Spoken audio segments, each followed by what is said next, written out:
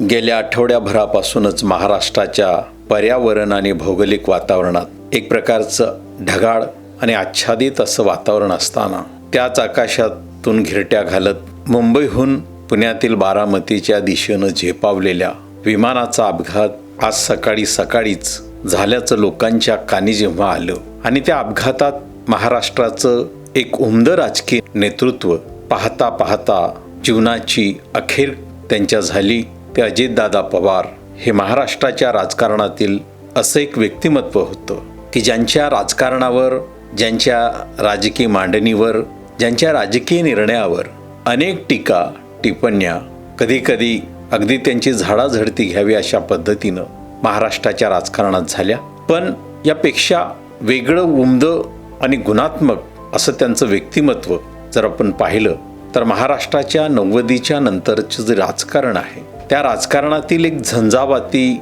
नेते म्हणून त्यांचा नेहमीच उल्लेख करावा लागेल.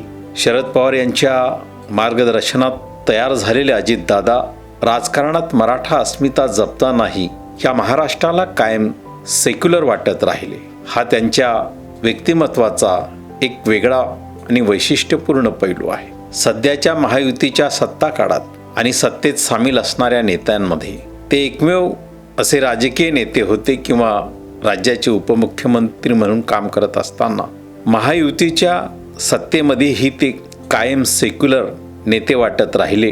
किंबहुना राजकारणातलं तो सेक्युलरपणा हा त्यांच्या व्यक्तिमत्वाचा अविभाज्य भाग होता. शरद पवार यांचा राजकीय वारसा चालवत असतानाही त्यांची स्वतःची काही वैशिष्ट्य होती जी गुणात्मक आणि त्यांच्या व्यक्तिमत्वाच्या जमेच्या बाजू म्हणून त्यांचा विचार आपल्याला करावा लागेल. सध्याच्या काळात 24 तास काम करण्याची प्रचारकी थाटाची राजकीय माणसं देखील आहेत, परंतु प्रत्यक्ष जीवनात पहाटेपासून अजितदादा पवार यांचा दिवस सुरू होऊन मध्यरात्रीपर्यंत तो कामाच्या गराळातच त्यांचा दिवस संपे.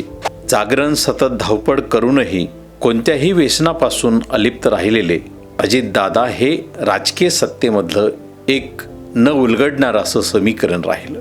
मनात जे असेल ते ठणकावून सांगणारा, प्रत्यक्ष सभा संमेलनात आपल्याला जे वाटेल तेच बोलणारा आणि कधी स्वतःवरही टीका ओढवून घेणाऱ्या या नेतृत्वाचं वक्तव्य हे टीकेस अनेक वेळा त्यांच्या वक्तव्यावर टीका झाली असली तरी लोकांमधली त्यांची प्रतिमा ही काम करणारा नेता, एखाद्याला शब्द दिला तर त्या शब्दाला जागणारा नेता आणि समाज घटकातील कोणत्याही समाज घटकातील कार्यकर्ता व्यक्ती असेल त्यांची दखल घेणारा नेता अशी त्यांची कायम प्रतिमा राहिली.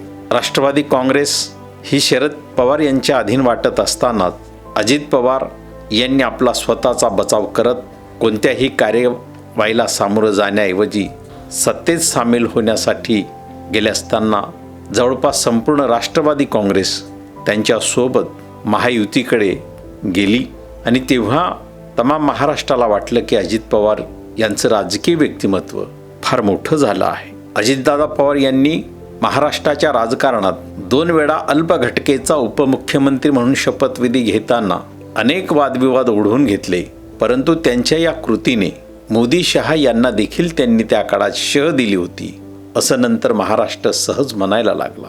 असा हा धडाडीचा झंझावाती नेता, जनसंपर्क लोकसंपर्क प्रचंड दांडगा असलेला नेता, राष्ट्रवादी काँग्रेसच्या राजकीय नव्या पिढीचं नेतृत्व करणारा नेता, जे पटत नाही ते थेट बोलणारा स्पष्ट वक्ता, असं सगळं व्यक्तिमत्व असणारे अजितदादा पवार यांचं अपघाताने अकाली जाणं हे महाराष्ट्राला हळहळ लावून गेलं आहे.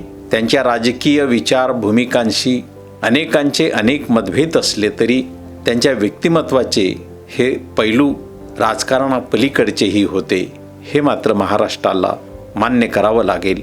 अशा या धडाडीच्या राजकीय नेत्याचा, महाराष्ट्राच्या मंत्र्याचा जो अपघाती आणि अकाली मृत्यू झाला आहे त्याबद्दल महाराष्ट्र शोक कळेत निश्चितपणे बुडाला आहे.